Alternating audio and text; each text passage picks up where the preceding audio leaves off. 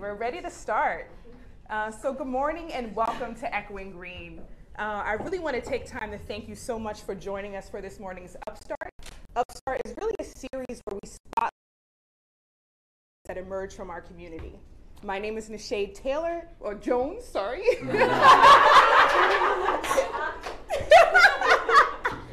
And I manage a portfolio of dynamic social impact leaders working around the globe.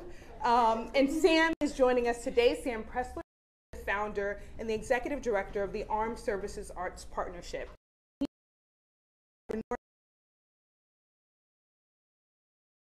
Of Garbage Time and previously the Nightly Show. So we're both joining. Echoing Green was founded 29 years ago to find, support, and catalyze our next generation leaders to solve the world's biggest problems.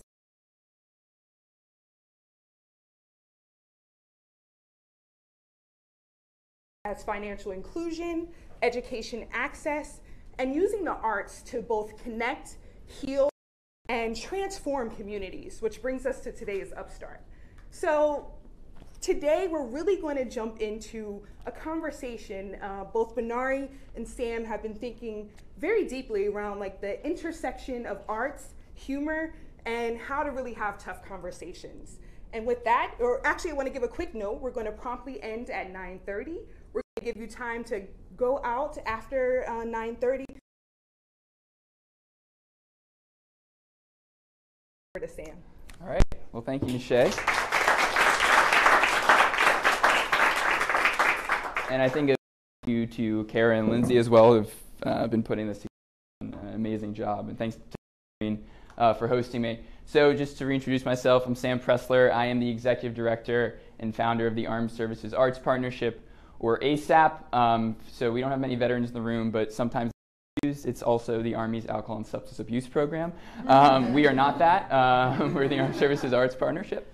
And our mission is to empower veterans, service members, and military family members to find a voice and thrive in their communities through arts classes and performances. This is a fairly interesting thing for me to be working on. If you were to ask me 4 years ago, would I be doing this? Probably would have said no, not because it's not incredibly important work, but because I'm a civilian and not much of an artist at all. Probably the closest thing I have is comedy, and as you'll learn throughout the course of this presentation, I'm not very funny. That is going to be the best punchline you get of the day. So how did I get started in this? It all began, I think, when I was at William & Mary, student. In 2013, I was doing research on the Veterans Claims Backlog, which, for context, in 2013, over 1 million veterans were awaiting claims from their VA to be processed for benefits. And in setting the scene for that research paper, I learned about two real issues in the space that really connected with me on a personal level. First, mental health challenges, particularly some of the numbers around the suicide rate. At the time, people were saying 22 veterans a day. It's since been downgraded to 20 veterans a day, but that hit very close to home for me because when I was in high school, I lost a very close family member to suicide, and I saw the ripple effects that had not only in my family, but in our community. The second thing that kind of caught my attention was this idea of the civilian-military divide, which is essentially the fact that since 9/11, only 1% of the population served in the military, and the other 99%, or 93 or so percent if you count the 6% of veterans of other generations, didn't really bear that sacrifice, and a disconnect formed. And as being on the other side of that 99%, it got me thinking, because I was just completely unaware of it. And so, like most people, I thought the answer to this problem was stand-up comedy. It was pretty clear that stand-up comedy would be the answer. But I assure you I had good 20-year-old reasons for this. First, in reflecting to like the difficult time after the suicide in my family, I really saw how we use humor, laughter, comedy as a means not only to cope, but I think get stronger on the other end. And I thought, how interesting would that be to apply to a community that is facing certain mental health challenges. And then second, I think this is a much more basic fact, is like we use humor, we use laughter as a means to connect with one another. I kind of say it's one of our most universal languages. And so when you're thinking of this disconnect, it's like how neat would it be to use humor to start that conversation? So I ended up coming back to William & Mary and starting a stand-up comedy class for veterans, a writing program for veterans, and a music program for veterans under a student organization. And over the next 2 years was very fortunate to grow that organization and apply for Echoing Green without any expectations of getting it, as most people kind of come into it, and was more surprised than anyone when we did. And that allowed me to launch the Armed Services Arts Partnership. And so our focus with ASAP,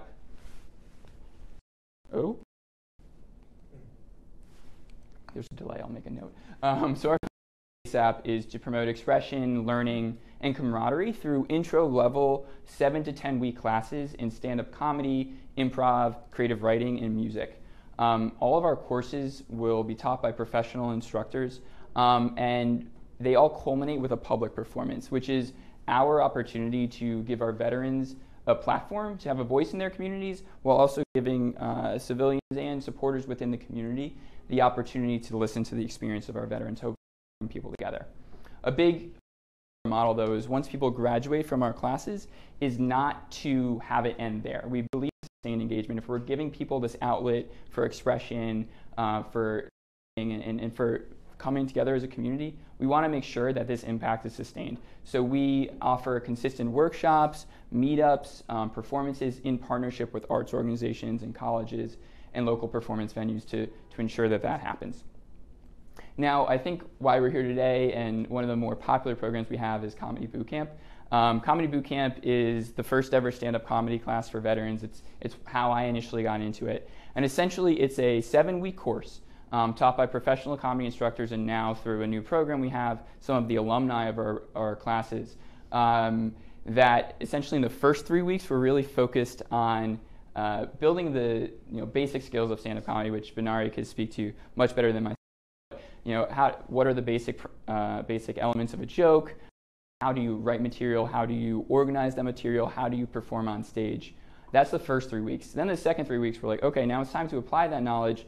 Go home, write a 5-minute set, come in, and you're going to do it. And so when people come into class, it's terrifying, but you have a supportive group of professional comedy instructor and your fellow veterans, and we workshop our material together. So by that 7th week, when we have the graduation show, everyone is really a team. It takes like an individualized activity, which is stand-up comedy, and makes it a team event because we all see different pieces of our jokes in one another's sets. And that graduation show, those are really fun. We do those at some of the top comedy clubs in the communities that we serve. We typically sell them out, and it's a really supportive and validating audience to have your voice be heard in the community. Then, once those classes end, we've developed a really strong partnership. We have a veterans open mic that we've launched in DC and Hampton Roads, which is in southeastern Virginia, that actually one of them's Will's brother, which is awesome. And that gives a monthly opportunity for our veterans to have a supportive audience to perform stand-up comedy. But then we have partner open mics. We do shows. We've done shows at Google, CEB, the Warner Theater, for the VA, and in a few weeks we'll be doing a show at the White House for our alumni to take the stage. So it's we're really focused on that engagement. And what have we done so far? So we've just turned a year nonprofit organization, and this year in Comedy Boot Camp we've already served 66 veterans, service members, and military family members across 7 classes. What I think is really amazing is that these 66 people have gone on to give over 200 performances, because they're getting out there and they're continuing to perform, and they've reached an estimated 13,000 audience members. And that's just within the room. We've had our veterans featured on BBC, The Washington Post, and Voice have been projected globally because of that. So I think rather than just talking about it, it'd be best to show you what this actually looks like. So we're going to show a video of one of the participants in our program. And this is, they told me to put the video at the beginning or the end, and I did it in the middle, so I'm sorry.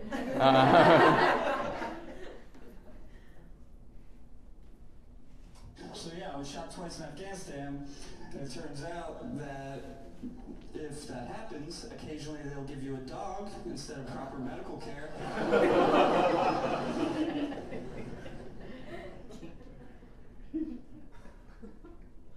But what happens, time the dog's nose gets anywhere near another person, I have to hear the same thing over and over again 15 times a day, and it gets on your nerves.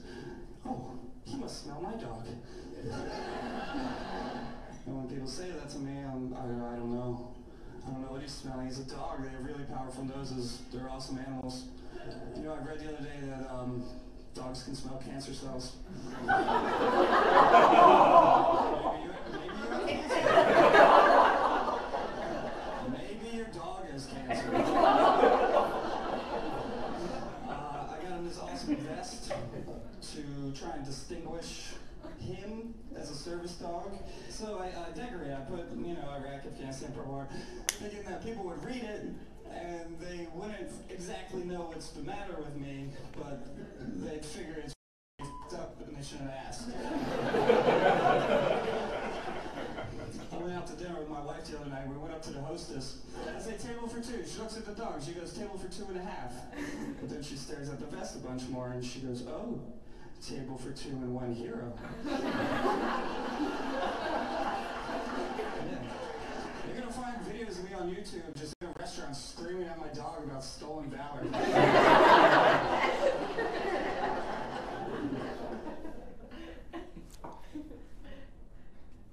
Awesome. So why do I show you that video of Mike? First, Mike is someone who's come into our class, I think, with more extreme physical health. Will our next comment? Yeah, it's fine. You can keep going. He's funnier than me. He came into our class with, I think, maybe more extreme health challenges than most, but really his goal when he came in was, I want to learn stand-up comedy. Like he told me, he's like, I don't believe in therapy. Like, therapy doesn't work. Nothing's therapeutic, which is, there's other things to say about that, but it's like, okay, and he did. He came in with the goal of learning stand-up comedy, but after the class, and he continues to tell me this, he's like, being with fellow veterans, getting out of my house and being with fellow veterans and being able to express myself has been the most therapeutic experience that I've ever had since this injury. And it's, I think that story of like coming at it, not because we're trying to fix you, we're not trying to change you, but having the that change happen just because of that expression is really powerful. Second reason I show you this video is because it went viral on YouTube. It got, not on that YouTube, but on Facebook, it got over 750,000 views in 2 weeks. And after that, he got booked in like 30 comedy shows up and down the East Coast. So he went from doing comedy for 6 months to a paid comedian, doing the Warner Theater with over like 1,200 people there. He opened for the Secretary of VA. That had nothing to do with us. I just called him up. So, that's the second reason. And I think the third reason is it serves as a good kicking off point to our panel discussion, because in that video, we see 5 of these themes of comedy that throughout history have been, universal elements of themes that drive how comedy can drive social change. And so first, this is the one people think most about is like laughter. Laughter is the best medicine. Again, not true. There's medicine that is the best medicine. But laughter and humor and stress have been scientifically proven to reduce stress, anxiety, and depression, and increase resilience. So we see that, through Mike's story. Second, like I said, laughter and humor, it connects. When you were watching that video, you were probably looking at people next to you to get their validation of laughing. It brings rooms together, it brings individuals together, and for our performers, it allows them to have an authentic connection with that audience. Third is how humor and humor and comedy can serve as a form of social critique. And we've seen this all the way back into the Greek tragedies when the fourth part of the play was the satire, which was the kind of form of the social critique, to today where with the nightly show or last week tonight we're having what seems to be the most honest social critique of our society come through humor. And I think with Mike you see that very clearly with his first line. He's like, I got shot twice in Afghanistan. Instead of proper medical care, they gave me this dog. Like, that was very honest to him. That was his experience. And it was a form of critique of the system. The second thing, particularly with Mike's set, that I think is really worth talking about is how comedy can be used to educate. And you didn't see all of his set there, but a big portion of his set talks about his service dog. I think he's one of like 2 comedians in the country who performs on stage with a service dog. The other one's also in our class. And he uses that avenue of comedy, which is naturally engaging and naturally appealing, to address a topic that in everyday life would have been taboo. Like he can't go up to someone and say, hey, like my dog's a veteran, I'm the hero, right? Like he would be kind of mean. But in a comedy setting, he is able to have a really non-stigmatized way to have that conversation. People will leave that room knowing how to better interact with a service dog. And then I think the final element of Mike said, but really what our performances do is they are destigmatizing. We have, not just with veterans, with reintegrating prisoners, with different populations, we have these archetypes of what we think those people are. The thing that is often said about veterans is they're, this hyperbolic, they're a hero or they're broken. And the military is a massive organization. There are thousands of jobs within the military. There are many generations of veterans. And what we try to show with our performances is that these are humans, these are members of your community, these are your neighbors, these are your friends, and the authentic conversation that comes about through stand-up comedy allows the audience members to leave with that better understanding. And so I'm very excited to nerd out on some of these comedy things with you, and I'm really excited to continue this conversation with you all, with Benari, who Nishay will introduce, but I think it'll be a really fun conversation, so thank you so much.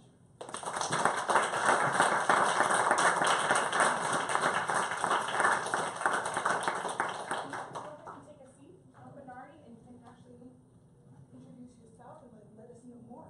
Sure. How are you doing? Great. Very good. This feels very much like you brought me to take your child to work day.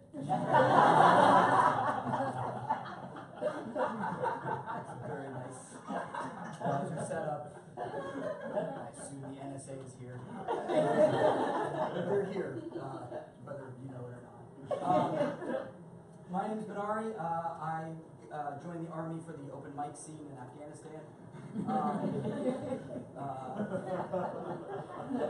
It was a very typical thing for someone in my background. I was a liberal arts major, theater and English, which was a double major in unemployment. So the Army seemed super cool. I got involved with Sam because through other comedians who participated, and he also cornered the market on service dog-based comedians, which is very important. So I'm now a writer and producer. I work over at Garbage Time with Katie Nolan, which is a sports comedy show. Up until 4 weeks ago, I was a writer-producer on The Nightly Show with Larry Wilmore, which not much was going on with the election, so they canceled us. Apparently, it was a pretty boring election season, so they're like, we don't need you on the TV anymore. And it's I will say that I've been in the Army now 17 and a half years. So I joined prior to 9/11, and then was so I joined in peace, which seemed like a really awesome idea. Then broke out, and I know what you're thinking, like, what's a nice Jewish boy like yourself doing in the Army? And sometimes the Army has the same question for me. And they don't always use the nice and the ish part, but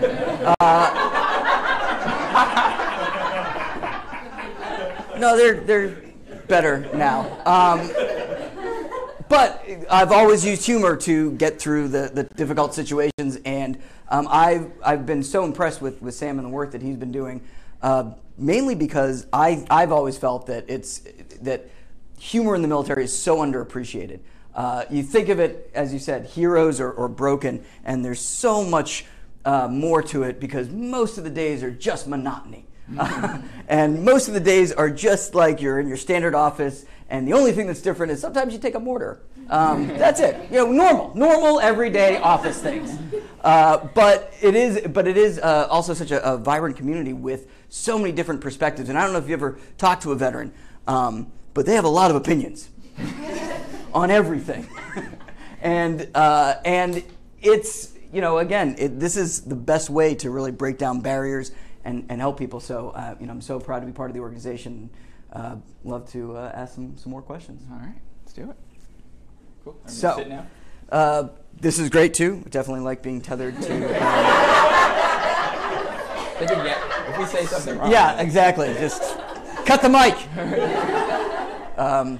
Mornings are the for comedy too. Mornings, it's the prime comedy time, right in that 8:30, 9:30 slot. You really want to. No, that was vodka. That was the vodka. Yeah. Yep. Vodka helps. So you said you weren't necessarily in the comedy world or the veteran community. You got involved with the VA. Why did you think that comedy and the military went together? And how did you see that intertwining? Yeah, so I think, the initial way I got in was more of a personal experience. Like I said, kind of tying to my own experience using humor as a means to cope, not doing stand-up because I'm not good, but just in everyday life, using humor as a means to cope and connect. But what I've learned, I think, is the more important point, is that like humor and the military go together so well, right? Because someone said this to me. The military is still heavily male, and you put a lot of young men together, bored in a room for hours and hours and hours. Okay, no, I see where you're going. You're going the other way with that one. Yes. And funny things happen, right? And I think when I speak to veterans, both male and female, when they come out of the service, it's like we're viewed as something that's so serious, but this is actually one of the more natural extensions of my experience within the military. And so I think that's a big element of what we've learned, is that for this room, for this conversation, it seems a little like military, we're gonna do stand-up comedy, but actually it ties in. And I gotta be honest, like I fell into that, and I want to like show my lack of understanding when I first got in, but it's something that I've learned. Did you find that it's more helpful for you to understand that world now that you've seen it through humor as the icebreaker? Yeah, I think for me especially, as a civilian having this conversation, there is not everyone has this, and really I don't think most people have this, but some people have this, what is a civilian doing here? Well, how can they understand? And again, humor as that mechanism, when someone makes that joke and then you can joke back, then that authentic conversation starts. Mm-hmm. And that's been a really great way to, on an individual level in our classroom and then on the stage, peel back some of these layers or some of these barriers between the two worlds, both for me and then I think even the civilian volunteers who are involved in our program. And when you look at, say, humor as, I know you joked about him getting the service dog and he joked about the service dog and not getting proper medical care. How do you see humor then tying into the overall therapy of some of these veterans? Yeah, so I think for our program, we're open to all veterans, service members, and military family members, so we don't directly say that our work is going to heal you. That's not our direct goal. That is an ultimate outcome of what the work can do. But yeah, in the process, you see, the studies do show that having this consistent opportunity to joke and then joke in a community-based setting, not alone, that provides you not only with therapeutic benefits directly with the depression, reduced depression and anxiety, but also peer support, which is a critical kind of stabilizer for people as they're moving forward. So the group-based setting is really important. And have you noticed, and I think that sometimes when veterans come back, they come from a place where they were so important and so valuable, and they come back in and you're viewed as either a project to be fixed, or you don't have necessarily an in or a place. Do you see this as sort of bridging that gap and finding a new purpose or finding some way to be useful without being someone's project? Yeah, and I think that's something we see a lot is it's like I was, a lot of chief of staff for this general, and now people are trying to tell me how I should get a civilian job. It's like there's a level of veterans are really good about asking for help. Yeah, they love admitting that they need help of some sort. But there is a level of condescension in the veteran transition. Like we in the civilian world know what's best for you at times. What I think, but to your point about purpose and identity, we talk about the transition, and you can speak to this better than I do, but the boot camp and your inculcation into the military life, you're hammered with the idea that you're a soldier and you have a sense of mission and you have a sense of purpose and you have a team around you. You're still in, but I'm sure you've heard on the other side there's not that same boot camp, right? It's okay, now you're free, you're a civilian, and there's not really a training of how to be a civilian. So I think one of the things most with people coming in is not PTSD, which is this buzzword now is the problem. It's really like, what's next, right? What is my new mission? What is my new purpose? Who am I now that I'm back in civilian life? And I'm not saying everyone who comes through our program's new identity is going to be that of a comedian, though some are, but having that additional outlet beyond just I'm a veteran, having that I'm a veteran and a comedian and a mother, or I'm a veteran and a writer, and someone involved in my community. That's really important. And it's not just ASAP that's doing that. It's other great organizations like the Mission Continues or Team Red, White, and Blue, which focus on community service or physical activity. Well, actually, I one of the things that impressed me about your organization is I wish I had been involved with comedy, and as a reservist, I was kind of living the dual life. And then I would go on active duty in every deployment, which I remember coming back from Iraq and be carrying a lot of anger about trying to get to having to restart my comedy career, having to restart my civilian career, having to just, because a year passes here, and even though I'm trying to pick up where I left off, the rest of the world doesn't view it that way. And my deployment from Iraq and Afghanistan were actually fairly close together, and I think I got involved with Veterans in Film and Television out in which is Los Angeles and New York, and some of the comedians now that have been involved with your program.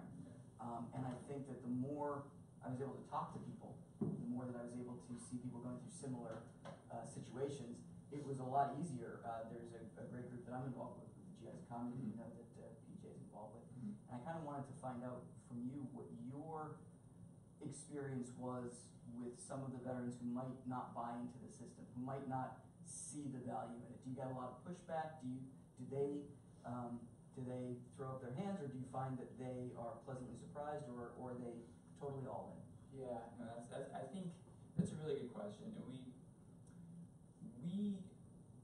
definitely have a group that self-selects, right? We put an application out.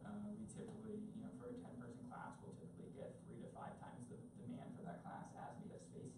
So I think with right now, we're still working through our wait list, but I do think there is, the next step for us, and we're talking about partnership conversations with the VA, is looking at that next group, right? The people who might not be raising their hand to say, I want to get this form of artistic expression, but actually can benefit from it. And that's going to be the next challenge, I think, is for people who are maybe interested but still a little reluctant, how do you engage with So how are you reaching out to them? But then we also need to say, there's going to be people who this is not up my alley. Stand-up comedy in particular is a very particular niche, and that's why we make sure that we're not just stand-up comedy. Right? We have improv, which is much more team-based, allows you to have a bit more of a comfort level. We have creative writing, which is, again, a much more individualized. You don't have to be on stage forced to make people laugh, which is, as I'm sure you can attest to, sometimes a challenge. Not in the early days. I'm asking you to reflect 17 years ago.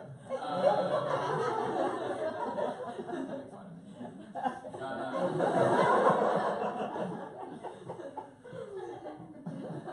What happens if you happy talk for too long? No, that's comedy in a nutshell. I do want to open it up to people if they have questions, because I know we have a hard out. Yes. You're awesome. So great. Can you phrase that in the form of a question? Seriously, in your experience, and maybe both of you are qualified to answer this, but when in the timeline, if at all, is there an optimal time for someone to engage in this kind of program? So is it you come back and then week 1, or is it 6 months later, is it a year later, or is there potentially an avenue where that people are going to be coming home in a certain period of time, and then you kind of quote unquote advertise this while they're even deployed overseas to let them know that there's an outlet when they come home? So I'll answer from our experience, but I'd like to get your thoughts like from actually living Sure. That's a really kind of critical question that we're still working through. I'll say that we've had people just home, right? And then we've had people, we serve all generations. So we've had Vietnam veterans in our class, I'm still waiting to get a World War II veteran in our stand-up class, because that would be awesome. But we have the full range, but it's something that we've been exploring and working with. The Army has called Soldier for Life, and it's really thinking about the transition afterwards and figuring out if this can be a transition workshop for people. But I'll be very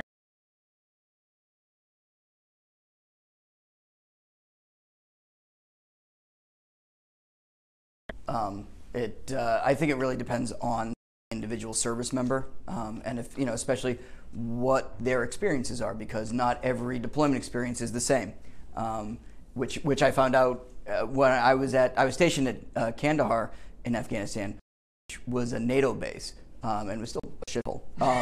But we had buildings, and then I would travel to one of the other forward operating bases, and you'd go down there and you're in a tent and you're like, I got to get back to Kandahar. That was nice. It was 4-star service there. And so you really start seeing like, oh, I could be in the same part of the world as these other people, and we're not having the same day-to-day experience, even within this very defined set of circumstances. That all these other people aren't even having this. So within that, there's subsets within subsets. So it really, I think, depends on the service member where they're at. Some people are better equipped to handle than other people. Again, it's really, but it's important that it's their decision. It's really important, I think, that it's not forced on someone. There has to be an element of we're here, or this program is here, or these programs are here, but you come to it when you're ready. Mm-hmm. And I think that's also an important thing. You can't be jamming the square peg into the round hole. Mm-hmm. And I think sometimes programs have a misstep because they're trying, like, this is for your own good. Yeah. And it doesn't work that way. So it's really trying to find that delicate balance, I think. And I think, and to the point, like, there are solid programs in like art therapy, for example, which are, led by and our artistic expression towards a desired outcome. And so it's very different from what we're doing. You can be a bit more descriptive with that type of work. For us, if you want to, like, you're either going to express yourself or you're not, and if you're not ready to do that, it's going to make for a really difficult experience. If you're not ready to write jokes about your combat experience, like, we tell people, joke about something else. Like, we don't want to open that up until you're ready, and that might come over the course of the class. That might come six months later after the class, but it's really about when are you ready, when are you ready. Just to piggyback on that, because I think that there's also this idea of like, okay, I do military comedy, mm-hmm. but that's it, that's all I can talk about. Do you find with your program that they're starting to talk about other aspects of their life as well? Yeah. And do you find that one leads to the other, that talking about the military experience is the way in to start actually talking about the rest of their life? Interesting. Again, I think it's individualized, but we've seen both. So we've seen someone like Mike who he just right away started talking about his combat experience, and being shot twice was the defining experience of his life, right? And so that is but now he's talking about other things, right? And because he doesn't want to be the veteran comedian with the service dog his entire life, right? There's a real to what he's doing there, and he's definitely gotten a lot out of that, but he's expanding his. But we've also seen on the other side people who, like, will come to class, they have 4 years in the Army, and that's how they introduce themselves, and then they talk about nothing else military related, because they don't want that to define them. But what you'll see is over time, some of those people back mm-hmm. moving into it, and it's really about that individual experience. Great. Are there any other questions? Anyone else want to tell Sam how awesome he is?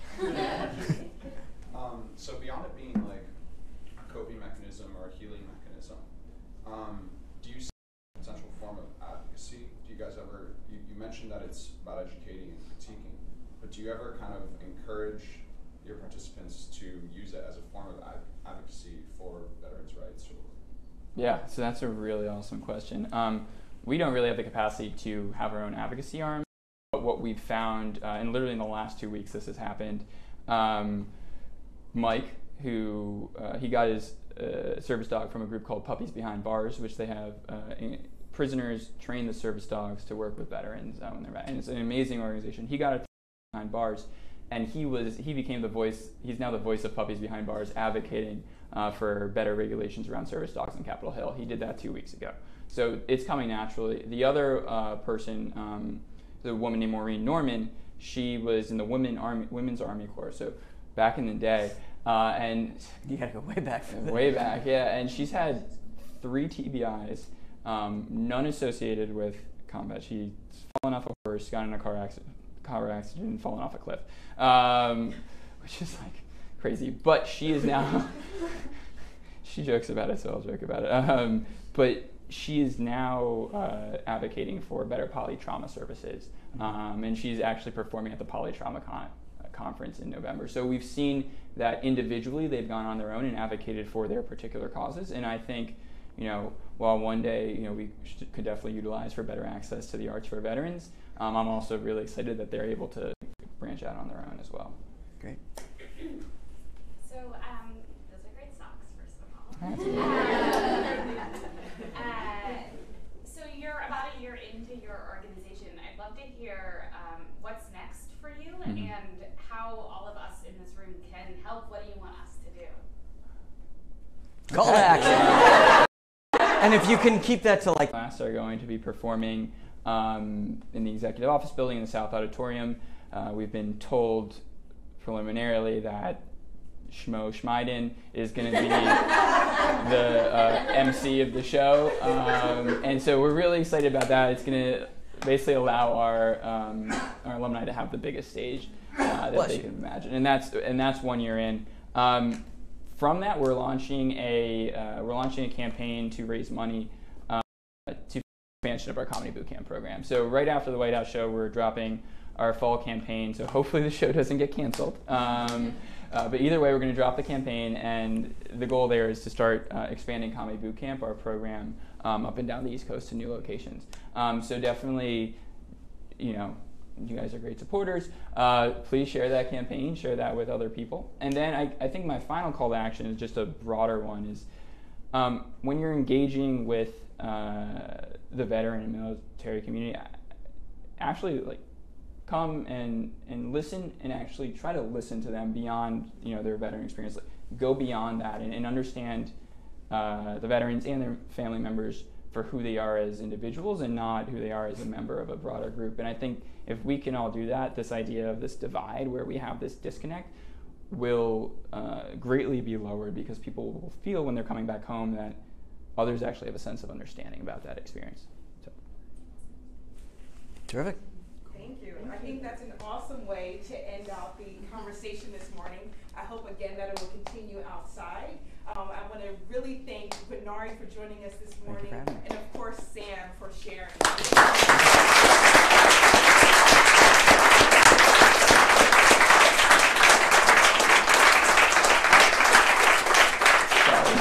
Sorry for saying. That is it.